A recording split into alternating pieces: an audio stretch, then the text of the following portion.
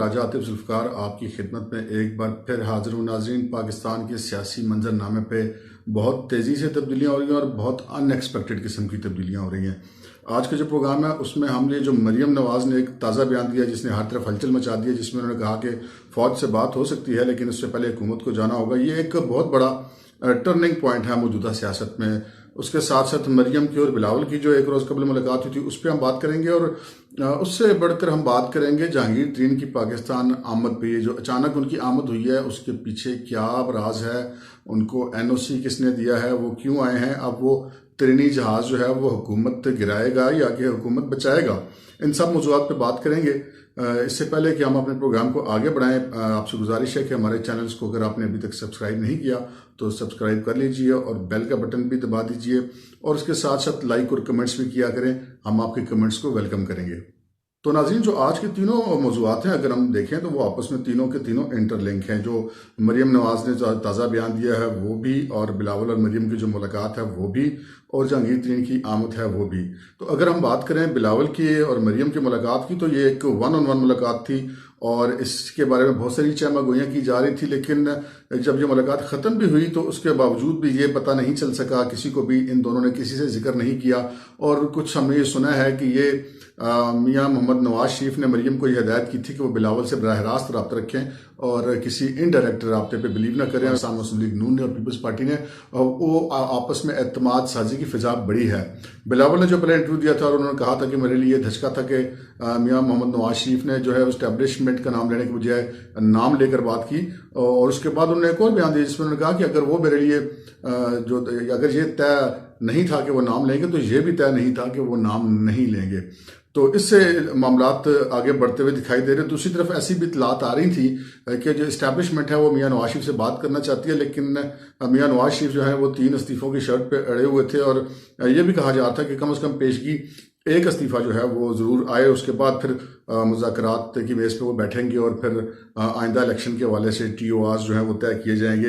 लेकिन जब ये कराची वाला वाक़या हुआ और उसके बाद आर्मी चीफ ने जो कार्रवाई की उस इंक्वायरी रिपोर्ट को जो मियाँ नवाज शरीफ ने जो रिजेक्टेड का ट्वीट किया, उससे फिर एक दफ़ा फिजा बदली और ऐसे लग रहा था कि मामलात फिर जो है वो बंद गली में जा रहे हैं। लेकिन आज जो मरियम नवाज़ ने बयान दिया और कहा कि फ़ौज से बात हो सकती है लेकिन उससे पहले हुकूमत को घर जाना होगा, ये एक बहुत बड़ा तेज़ी से बदलती हुई सूरत हाल की तरफ एक कदम था और इससे ये लगता है कि शायद ये मामलात अब तय होने आगे जा रहे हैं। दूसरी तरफ नाज़रीन, हमने आपको ये भी बताया था कुछ अर्सा कबल अपने प्रोग्राम में ही कि इमरान खान को जहांगीर तरीन की बहुत याद सता रही है। जहांगीर तरीन ने नाज़रीन अपने तौर पे कोशिश की कि वहाँ पे लंदन में मियाँ नवाज शरीफ से मुलाकात की, लेकिन मियाँ नवाज शरीफ ने जो शर्त ऐसी रख दी थी कि वो पहले एक प्रेस कॉन्फ्रेंस करें और जो इलेक्शन में हुआ उसके बारे में वो एतराफ़ी बयान दें, उसके बाद वो मुलाकात करेंगे। लेकिन यकीनी तौर पर ये जहांगीर तरीन के लिए शायद ये काबिल कबूल नहीं था, क्योंकि ये भी तो उनको यकीनन खदशा होगा कि अगर वो ऐसा कर भी दें और फिर भी नवाज शरीफ जो है वो उनके साथ को मामलात ठीक ना करें तो फिर वो किधर जाएंगे। तो ये मामला आगे नहीं बढ़ा। फिर कुछ ऐसे भी इतलात मिली कि जहांगीर तरीन को कुछ दोस्तों के ज़रिए से रब्ता किया जा रहा है और ख़ुद इमरान खान जो इस वक्त एक हुकूमत की डूबती कश्ती को बचाने की कोशिश कर रहे हैं और उनकी डूबती कश्ती को जहांगीर तरीन जो है वो उसी तरह बचाएं जिस तरह वो उन्होंने हुकूमत बनवाई थी पंजाब में भी और विफाक में भी 2018 के इलेक्शन के बाद जब इनके पास नंबर्स पूरे नहीं थे। तो यकीनन इमरान खान की ये ख्वाहिश थी, ये कुछ ऐसे हल्के बात कर रहे हैं कि वो चाहते थे कि जहांगीर तरीन के साथ दोबारा उनके मामलात बेहतर हो जाएं। अब जो जहांगीर तरीन आए हैं उसके बारे में भी बहुत सारी बातें की जा रही हैं कि वो क्यों आए हैं। नाज़रीन, कुछ ऐसी बातें सुनने में आती थी कि अगर इस्टेब्लिशमेंट के और PDM के या नून लीग के आपस में मामला जो हैं वो काफ़ी हद तक अगर तय हो जाते हैं तो जो तब्दीली का आगाज़ है वो वफाक के बजाय पंजाब से होगा और उस्मान बुज़दार को पंजाब से हटाया जाएगा और फिर उसके बाद वफाक में तब्दीली आई जाएगी और उसके बाद वो एक आर्जी सी तब्दीली होगी और कुछ इस्लाहात करके इलेक्शन के हवाले से और फिर इलेक्शन किए जाएंगे। तो ये जो जहांगीर तरीन की आमद है ये इससे कुछ इसका हम कह सकते हैं कि ये आपस में लिंक भी हो सकती है, क्योंकि जहांगीर तरीन जो शुगर स्कैंडल के बाद से पाकिस्तान से बाहर थे और खुद PTI के जो अरकान हैं और वज़ीर आज़म भी और वज़रा भी इस चीज़ का क्रेडिट ले रहे थे कि देखें जी खान साहब ने तो अपने दोस्तों को भी माफ़ नहीं किया।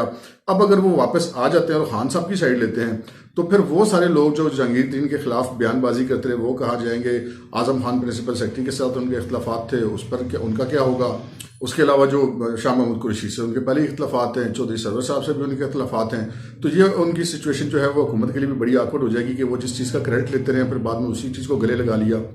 ये तो हुई एक साइड की बात। और दूसरी साइड की ये बात है कि जहांगीर तरीन ने अगर माजी में इमरान खान की हुकूमत बनाने में अहम किरदार अदा किया तो उसके पीछे जो है वो उनको इस्टेब्लिशमेंट की आशीर्वाद भी हासिल थी और वो उस आशीर्वाद के बगैर आगे सियासत में चलने वाले नहीं हैं।